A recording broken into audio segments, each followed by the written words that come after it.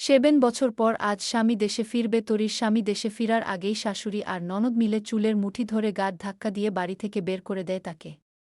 মায়ের 7 বছর বয়সে বিয়ে হয় তরীর তার চাচার ছেলে আহানাফ চৌধুরীর সাথে। ঢাকা মিরপুর। ঢাকার মিরপুর নগরীতে অবস্থিত চৌধুরী বাড়ি। বিশাল 4 তালা ভবন, এর উপরের 3 তালা ভাড়া দেওয়া। বর্তমানে চৌধুরী বাড়ির নিচ তালার এক রুমে অবস্থান করছে তরী। এই চৌধুরী বাড়ি তার শ্বশুর বাড়ি। চৌধুরী বাড়ির একমাই ছেলে আহনাফ চৌধুরী তার স্বামী, যিনি দীর্ঘ 7 পড়াশোনার সুবাদে লন্ডনে বসবাস করেন। আজ দীর্ঘ 7 বছর পর পড়াশোনা শেষ করে আহনাফ দেশে ফিরবে। ইংল্যান্ডের কেমব্রিজ বিশ্ববিদ্যালয় থেকে ল এর উপর মাস্টার্স করে শেষ করে বাংলাদেশে ফিরছে। চৌধুরী বাড়িতে এখন জাঁকজমকপূর্ণ করে সাজান হয়েছে। বাসার ভিতরে এখন আনন্দঘন পরিবেশ। দুপুরে রান্নার সকল প্রিয় খাবার আহনাফের পছন্দ রান্না করা হয়েছে। সকলে ভীষণ খুশি। তবে তা একা আহনাফের ফিরে আসার জন্য নয়, বরং এই বাড়ির সবচেয়ে অপ্রয়োজনীয় আর অপয়া ব্যক্তি আজ চলে যাবে বলে। 4 তালা বাড়ির বরাদ্দকৃত এক রুমে বর্তমানে অবস্থান করছে তরী। পূর্ণ নাম তানজিন তরী।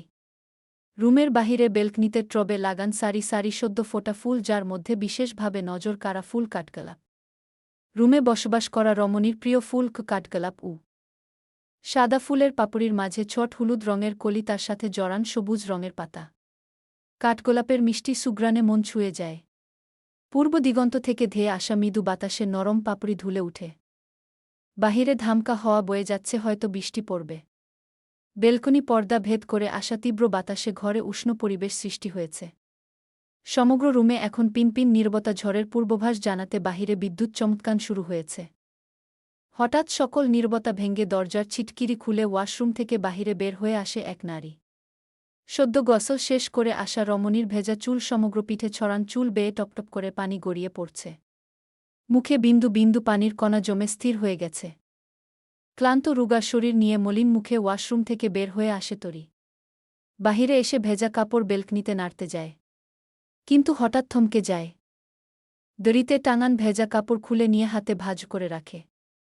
এরপর দীর্ঘ শ্বাস ফেলে যখন বেলকনি থেকে বের হতে যাবে, হঠাৎ তার যত্ন করে লাগান কাঠগোলাপ গাছের উপর চোখ যায়। অপলক দৃষ্টি মায়াভরা চোখে নজর বুলায় কাঠগোলাপের উপর। চোখের কোণায় মৃদু মৃদু পানি জমে যায়। কিন্তু তরী আর মায়া বাড়ায় না, পিছনে ঘুরে বড় বড় পা ফেলে রুমে চলে আসে। বেডের নিচ থেকে পলিথিন বের করে কাপড়গুলো ভরে নেয়। আয়নার সামনে দাঁড়িয়ে নিজের প্রতিবিম্বের উপর করুণ চোখে তাকায়। কী অবস্থা তার শরীরের! মুখ শুকিয়ে কাঠ হয়ে গেছে, গলার হাড় ভেসে উঠছে, ফর্সা ত্বক শ্যামলা রূপ ধারণ করেছে। নিজের উপর, শরীরের উপর বড্ড মায়া হয় তার। গত 7 বছরে নিজের চেহারার কি বাজে অবস্থা করেছে সে। কিন্তু কার জন্য? অপর মানুষজনের প্রয়োজনে? নিজ বাড়িতে আশ্রিতা হয়ে কষ্ট করে? অজান্তে করে উঠা প্রশ্নের কোন উত্তর তার কাছে নাই, শুধু একরাশ নীরবতা ছাড়া। আয়নার উপর থেকে দৃষ্টি সরিয়ে ধী পায়ে হেঁটে এগিয়ে যায়, আলমারির কাছে যায়। ড্রয়ারের মাঝে যত্ন করে রাখা কাপড় উঠিয়ে হাতে নেয়। পুরাতন কিছু শাড়ি, তার সাথে রাখা স্বর্ণের গয়না। এই পুরাতন শাড়ি তার মায়ের। নাকের কাছে নিয়ে মিষ্টি এক সুঘ্রাণ নেয় শাড়ির। এরপর গয়নায় হাত বুলায়। সব শাড়ির মধ্যে এক লাল টুকটকে বেনারসি নিজের অঙ্গে জড়ায় তরী। লাল সিঁদুর রঙের গাঁট পার পুঁতির কাজ করা শাড়িটা বেশ সুন্দর করে পরিপাটি করে নিজেকে মানানসি সাজায় তরী। আয়নায় স্বরূপের প্রতিচ্ছবি দেখে মৃদু হাসে। বিছানায় থাকা ব্যাগের সব কাপড় গুছিয়ে নিয়ে বন্ধ করে নেয়। সারা রুমে একবার চোখ বুলিয়ে নিয়ে রুম থেকে বের হয়ে যায়। চৌধুরী বাড়ির ড্রয়িং রুমে বসে কাজের মহিলাদের রান্নার তদারকি করছেন জুবাইদা খান, এই বাড়ির গিন্নি। সোফার উপর পা দুলিয়ে বসে গভীর মনোযোগ দিয়ে দুপুরে রান্না করা খাবারের তালিকা তৈরি করছেন তিনি। গম্ভীর মুখে সব পর্যবেক্ষণ করছেন তিনি। আজ 7 বছর পর তার বড় ছেলে ইংল্যান্ড থেকে দেশে ফিরছে। খাবার রান্না আয়োজনে যেন কম না হয়। জুবাইদা খানম চৌধুরী বাড়ির গিন্নি। তার 2 সন্তান আহনাফ আর অবন্তী। প্রায় 8 বছর আগে গাড়ি দুর্ঘটনায় তার স্বামী পঙ্গু হয়ে গেছেন, এরপর থেকে ব্যবসা বাণিজ্য সব উনি একাই সামলান। তার বড় ছেলে আহনাফ বিদেশে পড়াশোনা করছে, আর ছোট মেয়ে এখন ইন্টারে পড়ছে। চৌধুরী বাড়ির সদস্য সংখ্যা মায় 2 জন আর সব কাজের লোক, যার মধ্যে অন্যতম তার ছেলের বুতরি। কিন্তু তরি শুধু এই বাড়ির চাকর নয়, বরং সে এই বাড়ির মেয়ে। জুবাইদা খানমের ভাসুর মানে আহনাফের চাচার এক মায়ের সন্তান তরি। ছোটবেলায় গাড়ি দুর্ঘটনায় তরির বাবা মা মারা যায়। তার বাবা আরিফ হোসেন, মা নীলিমা বেগমের খুব আদরের মেয়ে ছিল তরি। মায় ৮ বছর বয়সে তার বিয়ে হয় তার জ্যেষ্ঠার ছেলে আহনাফ চৌধুরীর সাথে। আহনাফের বয়স তখন ১৫ বছর ছিল। আরিফুল চৌধুরী নিজ সন্তানের মতো আহনাফকে ভালোবাসতেন। হঠাৎ সৃষ্টি হওয়া এক সমস্যার সমাধানের জন্য দুই পরিবারের সম্মতিতে তাদের বিয়ে হয়। কিন্তু এরপর এক গাড়ি অ্যাক্সিডেন্টে আরিফুল হোসেন আর তার স্ত্রীর মৃত্যু হয়। ওই একই গাড়িতে আহনাফের বাবা আমজাদ চৌধুরীও অবস্থান করছিল। তিনি অ্যাক্সিডেন্ট মারা না গেলেও পঙ্গু হয়ে যান।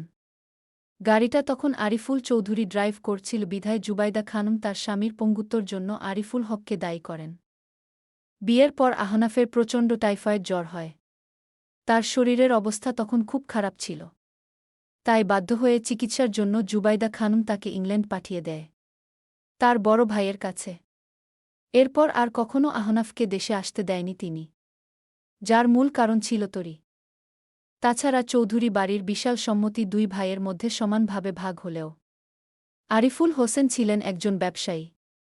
তার সম্পদের পরিমাণ আমজাদ চৌধুরীর থেকে বেশি ছিল।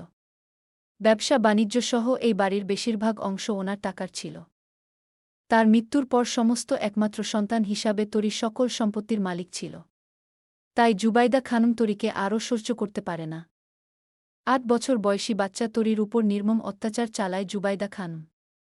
বাড়ির আশ্রিতা হিসাবে তাকে বড় করে তুলে ঘরের সমস্ত কাজকর্ম তাকে দিয়ে করাত।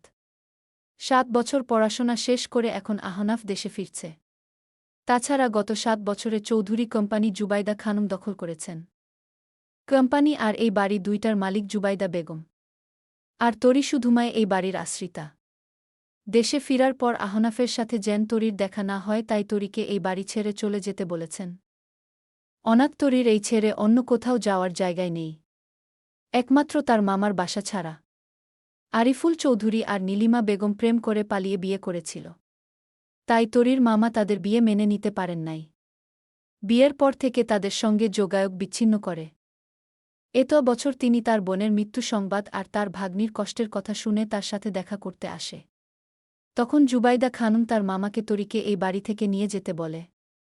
জুবাইদ খানমের কথাবার্তা আর ব্যবহার দেখে উনি বুঝে যান তরি এই বাড়িতে কী অবস্থায় আছেন। তাই তরিকে তার সাথে চট্টগ্রামে নিয়ে যেতে রাজি হন তিনি। হাতে ব্যাগ নিয়ে সিঁড়ি দিয়ে ধীর পায়ে হেঁটে নিচে নেমে আসে তরি। কাজের মহিলাদের দুপুরে রান্নার সব আয়োজন বুঝিয়ে দেন জুবাইদা খানম। কলেজ শেষ করে মায়ের বাড়িতে এসেছে অবন্তী। সদর দরজা দিয়ে ঢুকে ড্রয়িং রুমে প্রবেশ করে। সিঁড়ি দিয়ে তরিকে নিচে নামতে দেখে চোখের ইশারায় জুবাইদা খানমকে দেখায়। তরিকে বেশ পরিপাটি করে সাজতে দেখে অবন্তী প্রশ্ন করে উঠে, তরি, হঠাৎ এত সাজসজ্জা কেন তোমার? কার জন্য এমন পরিপাটি হয়ে তৈরি হয়েছ? আমার ভাইয়ের জন্য? শেষ সিঁড়ির কোণায় এসে দাঁড়ায় তরি। অবন্তীর কথার ধরন সে বুঝে কোন কথা না বলে চুপচাপ ড্রয়িং রুম দিয়ে গিয়ে জিজ্ঞেস করে, বড় আব্বুর কোথায়? ওনার রুমে। অবন্তীর কথার কোন উত্তর না দেওয়ার কারণে বেশ রাগ হয় তার। রাগে শরীর জ্বলে উঠে। বড় বড় পা ফেলে গটক করে এগিয়ে আসে তরির দিকে। এরপর ওর হাত শক্ত করে চেপে ধরে নিজের দিকে ঘুরিয়ে প্রশ্ন করে উঠে, এই তরি, কথার উত্তর দিচ্ছিস না কেন? বল, এত সাজগাজ কেন করেছিস? আহনাফ ভাইয়ের জন্য? স্বামী বিদেশ থেকে ফিরছে তাই সাজগাজ করেছিস? এখনও অবন্তীর কথার কোন উত্তর দিল না তরি। সোফায় বসে থাকা জুবাইদা খানম বলে উঠে, অবন্তী, ওকে ছেড়ে দাও। আজ এই বাড়ি ছেড়ে চলে যাচ্ছে ও মামার বাসায়। যেতে তাও তরিকে গু। মায়ের কথা শুনে অবন্তীর চোখ যায় তরির হাতে থাকা ব্যাগের দিকে। আজ তরি বাড়ি ছেড়ে চলে যাচ্ছে? জুবাইদা খানম বলে, তরি, বাড়ি থেকে বের হয়ে যাও তুমি গু। তরি হাতে থাকা ব্যাগ শক্ত করে ধরে বলে, আমি বড় আব্বুর সাথে দেখা করে চলে যাব। কাট কাট কণ্ঠে জুবাইদা বেগম মুখের উপর নিষেধ করে বলে উঠে, না, আমজাদের সাথে দেখা করতে হবে না তোমার। ও রুমে ঘুমিয়ে রয়েছে, এখন বিরক্তকর না গে। শুধু একবার বড় আব্বু। সম্পূর্ণ কথা শেষ করার আগেই অবন্তী এগিয়ে এসে তরির চুলের মুঠি ধরে নেয়।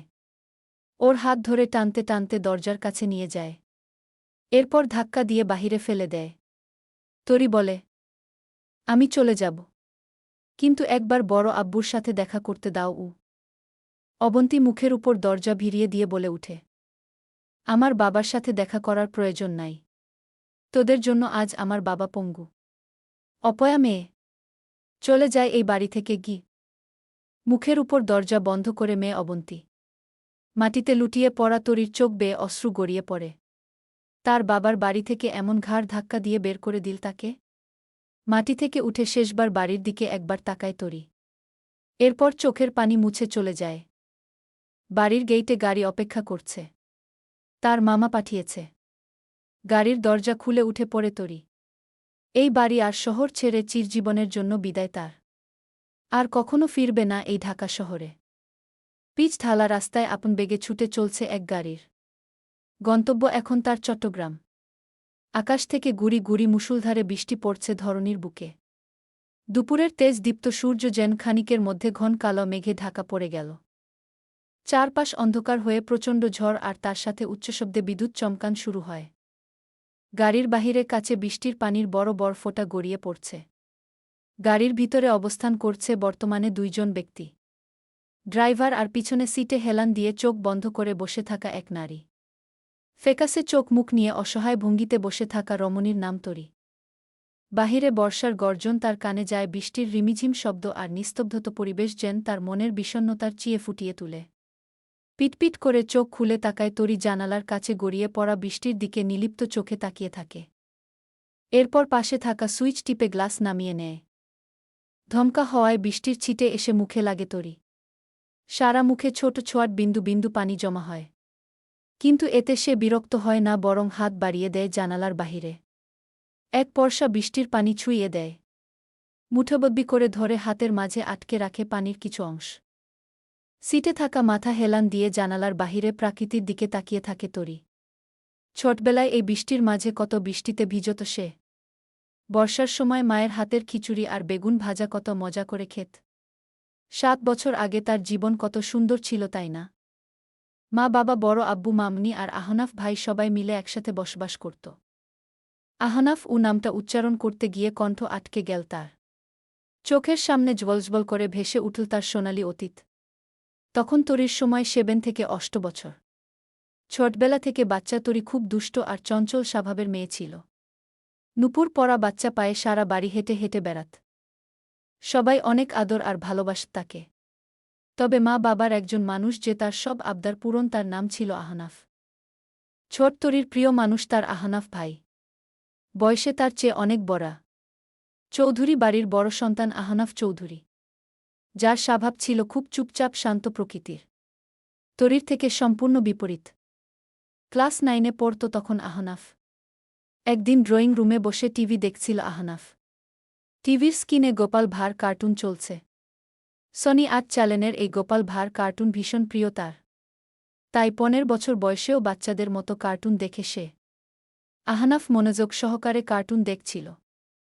সিঁড়ি দিয়ে ছোট ছোট পা ফেলে নিচে নেমে আসে তরি। ড্রয়িং রুমে এসে ঠিক টিভির সামনে এসে দাঁড়ায়। হঠাৎ টিভি দেখায় বেশ বিরক্ত হয় আহনাফ। কিন্তু যখন তরির বাচ্চা মুখশ্রী তার নজরে আসে তখন ঠোঁটে হাসি ফুটে উঠে। দূরে থাকা তরিকে হাত দিয়ে ইশারা দিয়ে নিজের কাছে ডাকে আহনাফ। ছুটে আহনাফের কাছে যায় তরি। তার পরনে নীল জামা, মাথার সামনে ঝুঁটি করা চুল। কাছে গেলে ওর গাল টেনে ধরে আহনাফ। ছোট থেকেই তরির গাল দুটি ভীষণ সফট কেকের মতো নরম তুলতুলে। বারবার শুধু ছুঁয়ে দিতে ইচ্ছা করে। কিন্তু আহনাফের গাল ধরায় বেশ ব্যথা লাগছে তরির। ও বলে, আহ হাফপেন ভাই, ব্যথা পায় গালে। তুমি খুব পচা। তরির গাল ছাড়। তরির মুখে তার নাম হাফপেন শুনে মৃদু রেগে যায় আহনাফ। বেশ জোরে করে গাল টেনে ধরে তার। আগে তরি ছোট ছিল বিধায় তার নাম ভুল উচ্চারণ করত। কিন্তু এখন ইচ্ছা করে তার নাম বিকৃত করে বলে। আহনাফ বলে, তরি কতবার বলেছি তোমায় আমার নাম হাফপেন না আহনাফ। আহনাফ। কিন্তু আহনাফের কথা তরি শুনল, বরং ও একইভাবে ভুল নামে ডাকে। না, তোমায় আমি হাফপেন ভাই বলেই ডাকবু। জেদ দেখিয়ে বলল কথাটা। আহনাফ ওর গাল ছেড়ে হাত টেনে ধরল। এরপর বলে, তরি তুমি খুব দুষ্ট হয়ে গেছ। দাঁড়াও, এখুনি শাস্তি দিচ্ছি গি। পেটে কাতুকুতু দেওয়া শুরু করে আহনাফ। খিলখিল করে হেসে উঠে তরি। তার বাচ্চাসুভল হাসির শব্দ সারা বাড়ি জুড়ে শোনা যায়। ছোটবেলায় তার আর আহনাফের কত সুন্দর আর মধুর স্মৃতি ছিল। আহনাফ আর তার বিয়ের ঘটনা স্পষ্ট মনে আছে তরির। ১৬ বছর বয়সে আহনাফের টাইফয়েড জ্বর হয়। শরীরের অবস্থা তখন অনেক খারাপ হয়ে গিয়েছিল। প্রায় 1 মাস চিকিৎসা করার পরও জ্বর সারেনি। প্রতিনিয়ত শরীরের অবস্থা খারাপ হতে শুরু করে। ডক্টরের পরামর্শের তাকে বিদেশ চিকিৎসা করতে পাঠান, কিন্তু এর আগে আরিফুল হক প্রস্তাব রাখে তরির সাথে তার বিয়ের। হঠাৎ এমন সিদ্ধান্তের কারণ উনি ছাড়া কেউ জানত না। তরির বয়স তখন ৮ বছর। আহনাফের বয়স ১৬। কেউ তারা প্রাপ্তবয়স্ক ছিল না। কিন্তু আরিফুল চৌধুরী জেদ ধরে উনি তরিকে আহনাফের সাথে বিয়ে দিবে। জুবাইদা খানম আর আমজাদ সাহেব রাজি হয়ে যান। মূলত এর প্রধান দায়িত্ব জুবাইদা খানম নেন, কারণ আরিফুল চৌধুরীর সম্পত্তির কারণে। তরিকে তার ছেলের সাথে বিয়ে দেওয়া মানে সমস্ত সম্পত্তির মালিক হওয়া। তরির বয়স কম থাকায় বিয়ের মানে সে বুঝত না, আর দীর্ঘদিন অসুস্থ থাকায় আহনাফের হুঁশ ছিল না। প্রথমে বিয়ের জন্য রাজি না হলেও পরে মায়ের জন্য বাধ্য হয়ে হ্যাঁ বলে।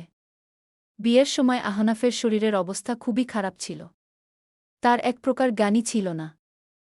আর তরি বিয়ে বলতে বুঝেছিল সে যদি বিয়ে করে তবে আহনাফ ভাই সুস্থ হয়ে যাবে। এমন কথায় তার মা বাবা জুবাইদা খানম বলেছিল। কিন্তু হঠাৎ আহনাফ আর তার বিয়ের সিদ্ধান্ত কেন নীল আরিফুল চৌধুরী। এর কারণ সে এখনও বুঝল না। তাদের বিয়ের পর আরিফুল চৌধুরীর মৃত্যু এক ধয়াশার মতো ছিল তার কাছে, অ্যাক্সিডেন্ট আর মৃত্যু। অতীতের স্মৃতিচারণ থেকে বের হয়ে আসে তরি। তার চোখে বেয়ে বিন্দু বিন্দু জল গড়িয়ে পড়ে। কেন তার জীবন হঠাৎ এমন এলোমেলো হয়ে গেল? মা বাবার মৃত্যুর পর থেকে এতিম তরি কত কষ্ট সহ্য করেছে তা একমাত্র সে ছাড়া অন্য কেউ জানে না। আর আহনাফ ভাই, উনি কি করে এত খারাপ হতে পারলেন? বিদেশে থাকা অবস্থায় কি একবারও দেশে ফিরে আসা যেত না? তরি তার বিয়ে করা বউ ছিল। ৩ বার কবুল বলার পর তার বুকে রেখে ৭ বছর বিচ্ছে থাকল। গত ৭ বছরে একদিন ফোন অবধি করেনি। তরির কোন খোঁজ খবর রাখেনি। তার বাবা এমন এক জঘন্য পুরুষের সাথে তার বিয়ে দিয়েছে। আহনাফ ভাই থাকলে হয়তো তরির এত কষ্ট থাকত না। কিন্তু মা আর বোনের মতো উনিও টাকা আর সম্পত্তির লোভী। ঘৃণা লাগে তরির এখন এই নাম শুনলে। বর্তমান বৃষ্টির বেগ এখন অনেক কমে এসেছে। মৃদু বাতাস আর গুড়ি গুড়ি ফোঁটা পড়ছে। জানালার বাহিরের দিকে তাকিয়ে এখনও একই ভঙ্গিতে বসে আছে তরি। বাতাসের শা শা শা শব্দের সাথে আকাশে এক অন্যরকম শব্দ শোনা গেল। মাথা উঁচু করে তাকায় তরি। দূর আকাশ দিয়ে বিমান উড়ে যাচ্ছে। হয়তো বাংলাদেশের কোন জায়গায় ল্যান্ড করবে। বিমান দেখে একবারের জন্য তরির আহনাফের কথা মনে পড়ল। আজ আহনাফ বিমান করে দেশে ফিরবে। হয়তো এই ফ্লাইটে আহনাফ রয়েছে। ঢাকা শাহজালাল বিমানবন্দর, লন্ডনের হিথ্রো বিমানবন্দর থেকে বাংলাদেশে ফ্লাইট এসে পৌঁছায়। ঝড় বৃষ্টির কারণে ফ্লাইটে আসা নিয়ে বেশ জটিলতা দেখা দেয়। কিন্তু অবশেষে ফ্লাইট এসে এয়ারপোর্টে থামে। সকল যায়ী ধীরে ধীরে প্ল্যান থেকে নেমে যায়। সবার শেষে একজন যায়ী নেমে দাঁড়ায়, যার পরনে সাদা শার্ট, চোখে চিকেন ফ্রেমের চশমা, চুলগুলো ভাঁজ করে পিছনের দিকে গাঁথা। প্ল্যানের সিঁড়ি বেয়ে নিচে নেমে আসে আহনাফ চৌধুরী। আজ প্রায় ৭ বছর পর নিজ দেশে ফিরল সে। এত বছর কত মিস করেছে এই দেশকে। অবশেষে সে দেশে ফিরে আসল। বিমান থেকে নেমে চারপাশে তাকায়। বর্তমানে বাংলাদেশ যথেষ্ট উন্নত হয়েছে আগের থেকে। চোখ বন্ধ করে জোরে শ্বাস নেয় মাতৃভূমি, উষ্ণ বায়ুর নিজের শ্বাস ছাড়ে। ঘড়ির কাঁটায় তখন সময় শর্টে। রাত হয়ে গেছে, চারপাশে অন্ধকার ছেয়ে গেছে। আহনাফ দ্রুত পা চালিয়ে বিমানবন্দরের কাছে যায়। এয়ারপোর্টের ভিতরে ঢুকে তার হাতে লাগেজ। আশেপাশে মা আর বোনকে খুঁজতে থাকে। তারা কি আহনাফকে নিতে এসেছে? বিমানবন্দরে চারপাশে নজর বুলায়, কিন্তু না, কোথাও কেউ নাই। কিন্তু হঠাৎ তার সামনে এসে দাঁড়ায় সাদা এফ্রোন পরা একজন ব্যক্তি। পোশাক দেখে গাড়ির ড্রাইভার মনে হচ্ছে। ড্রাইভার এসে বিনয়ের সহিত বলে, আপনি কি আহনাফ স্যার?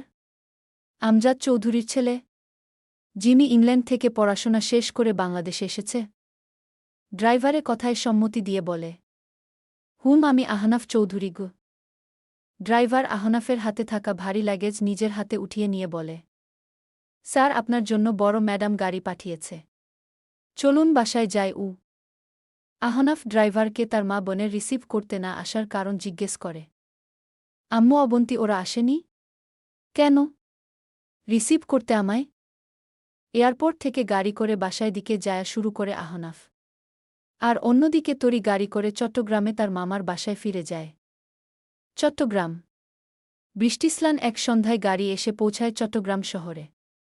সমুদ্রের সুবিশাল রাশির মাঝে সরু রাস্তা আর ওই রাস্তাকে কেন্দ্র করে গড়ে উঠেছে সীতাকুণ্ড উপজেলা।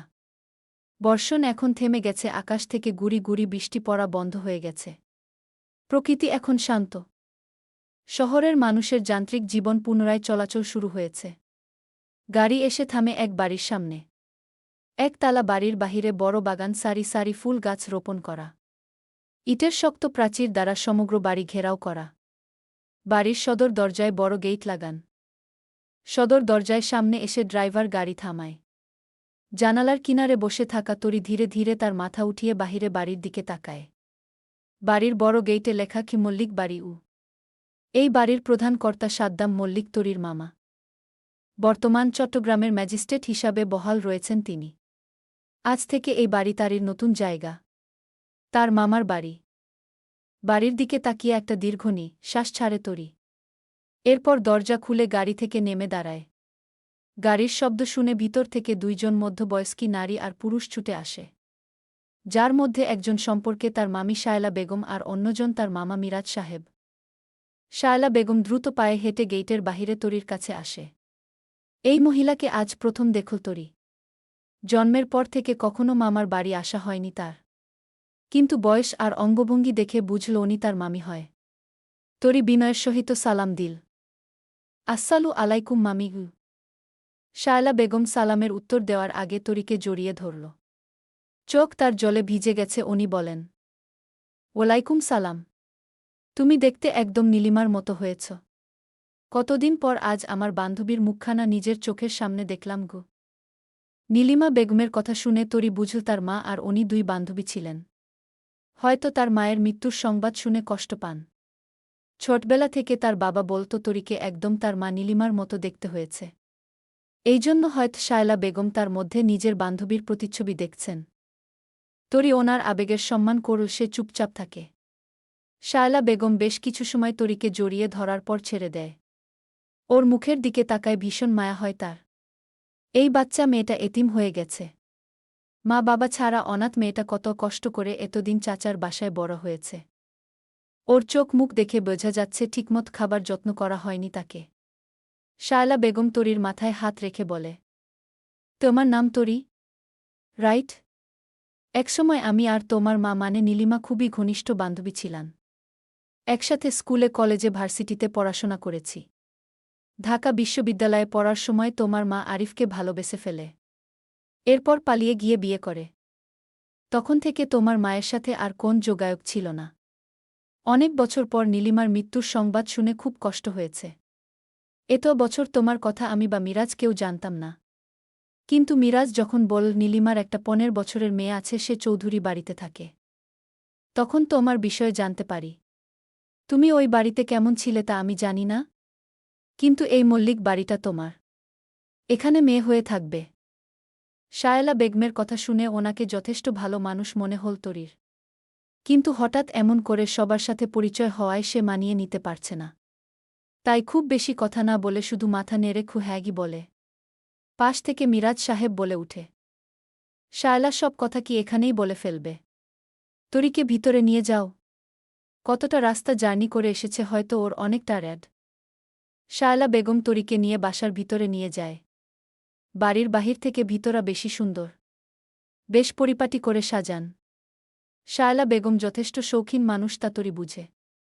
পাশে থাকা এক রুমের কাছে তরিকে নিয়ে গিয়ে তাকে দেখিয়ে বলে, তরি, এইটা তোমার রুম। আজ থেকে এই রুম তুমি থাকবে। যদি একা থাকতে ভয় পাও, তবে আমায় ডাকবে গু। শায়লা বেগমের কথা শুনে তরি হাসে। সে একা থাকতে ভয় পাবে? তার জীবনে একাকিত্ব ছাড়া আর কি আছে শুনি? তাছাড়া চৌধুরী বাড়িতে থাকতে একাই এক রুমে থেকেছে, তাই এখানে থাকতে ভয় করবে না তার। কিন্তু তরি নিজের সব মনের কথা বল না, বরং ছোট করে উত্তর দেয়, ওকে তুমি রুমে গিয়ে ফ্রেশ হয়ে বিশ্রাম নাও। তরি সম্মতি দিয়ে বলে, হুম। যতটুকু প্রয়োজন এর চেয়ে বেশি কথা বল না তরি। শুধু হ্যাঁ না উত্তর দিয়ে রুমে চলে যায়। শায়লা বেগম তরির যাওয়ার পানে হতাশা ভরা দৃষ্টিতে তাকিয়ে থাকে। হয়তো নতুন পরিবারের সাথে খাপ খাওয়াতে ওর সময় লাগবে। ঘরের দরজা বিরিয়ে দিয়ে শায়লা বেগম চলে আসেন। ড্রয়িং রুমে সোফায় বসে চায়ের কাপে চুমুক দিয়ে টিভি চ্যানেলে নিউজ দেখছিলেন মিরাজ সাহেব। তার পাশে এসে বসে শায়লা বেগম। টিভির সাউন্ড কমিয়ে দিয়ে শায়লা বেগমের চিন্তিত মুখের দিকে তাকায়। উনি যে তরির জন্য টেনশন করছেন তা মিরাজ সাহেব বুঝেন। মিরাজ সাহেব বলে, শায়লা তরির জন্য কেন এত টেনশন করছো তুমি? তরি এখন আমাদের সাথে থাকবে। নতুন বাড়িতে এসেছে তাই হয়তো একটু সবকিছু মানিয়ে নিতে সময় লাগবে গে। স্বামীর কথা বুঝে মাথা নাড়ে শায়লা বেগম। রাত হয়ে গেছে, চারদিকে আয়ানের ধ্বনি শোনা যাচ্ছে। মিরাজ সাহেব উঠে নামাজ পড়তে চলে যান। আর শায়লা বেগম রান্নাঘরে যান রাতের জন্য ডিনার রেডি করতে। আজ প্রথমবার তরি তাদের সাথে খাবার খাবে, একটু বিশেষ আয়োজন করা উচিত। কিন্তু তরির পছন্দের বা অপছন্দের খাবার কি কি উনি জানেন না। তবে নীলিমার প্রিয় খাবার ছিল চিংড়ি মাছের তরকারি, পাট শাক আর হাঁসের মাংস। তরির রাতে খাওয়ার জন্য তাই রান্না করেন। প্রায় 7 বছর পর নিজ বাড়িতে ফিরল আহনাফ। গাড়ি এসে থামে বিশাল বড় 4 তালা ভবনের সামনে। গেইটে থাকা দারোয়ান দ্রুত দরজা খুলে দেয়, গাড়ি প্রবেশ করে বাসায় ভিতরে। গাড়ির দাঁড়ান জায়গা ঠিক মাঝ বরাবর স্থানে সামনে বাড়ির সদর দরজা।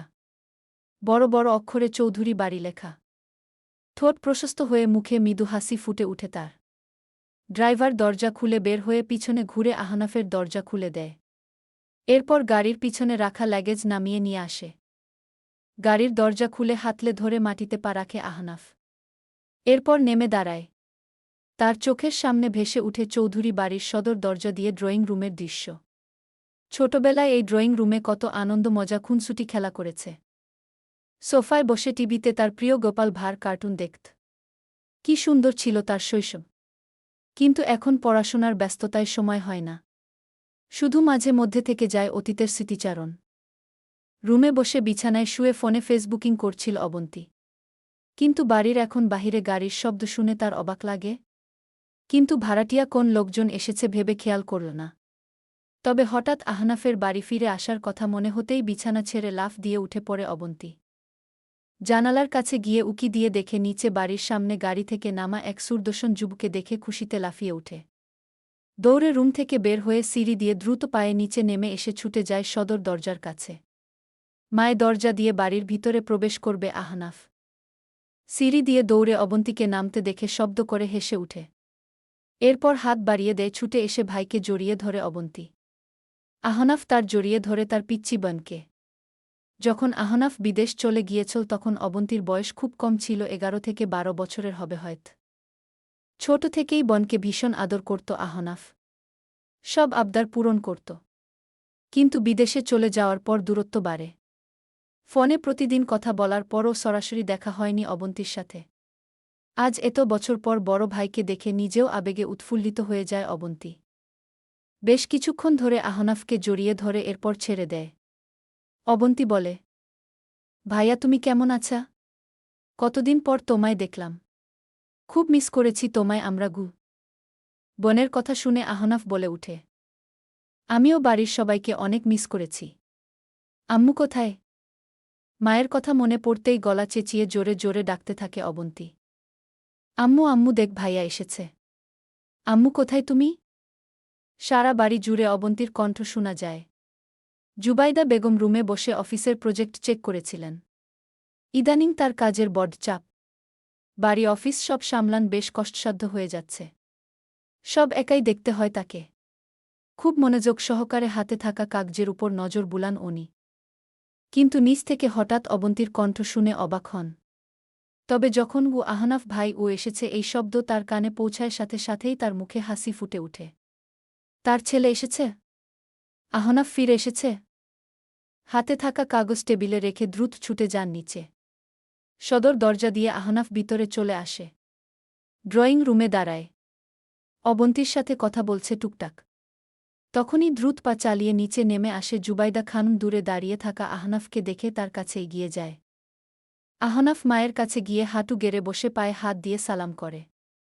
জুবাইদা খানম তার মাথায় হাত দিয়ে বলে, আহনাফ, আমার সন্তান ফিরে এসেছে। তোমায় দেখে আমার প্রাণটা জুড়িয়ে গেল। কত বছর দূরে থেকেছে আমার ছেলে গু। মা আর বোনের সাথে কিছু সুন্দর মুহূর্ত পার করে আহনাফ দীর্ঘ সময় ধরে জার্নি করে এসেছে দেখে জুবাইদা খানম বলে, আহনাফ, তুমি রুমে যাও। অনেক সময় ধরে জার্নি করে এসেছ।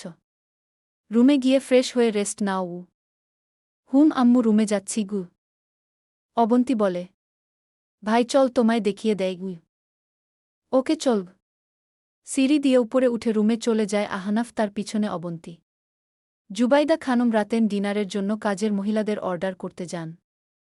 ঘরে প্রথম প্রবেশ করে আহনাফ রুমটা বেশ পরিপাটি করে সাজান, কোথায় কোন ধুলোবালি ময়লা নেয়। কেউ যেন খুব যত্ন করে গুছিয়ে রেখেছে এই রুম। জিনিস পেয়ে বেশ সারিবদ্ধ করে টেবিলের উপর রাখা। আহনাফের রুম কি কেউ থাকত এতদিন?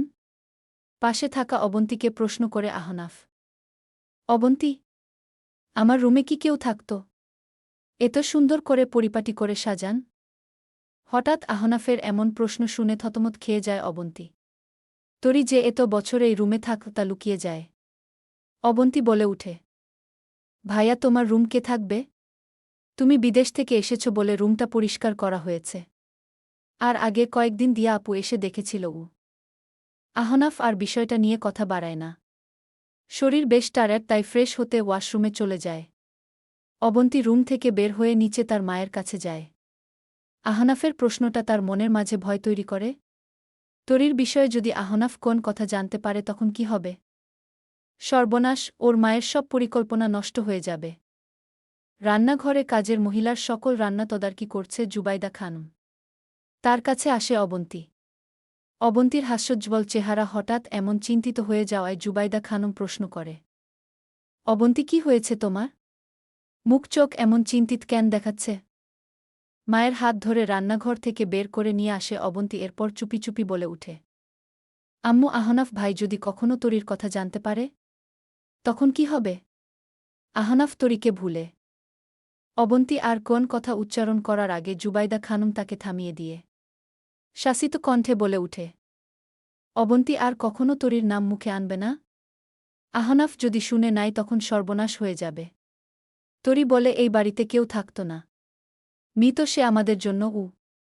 অবন্তী মায়ের কথার বিপরীতে বলে, আম্মু, সত্য কখনো লুকিয়ে রাখা যায় না। আজ না হয় কাল আহনাফ ভাই তরির কথা জানবে। তখন কি করবে তুমি? আহনাফ ভাই বিয়ে ভুলে গেলে কিন্তু তরির স্মৃতি নয় গি।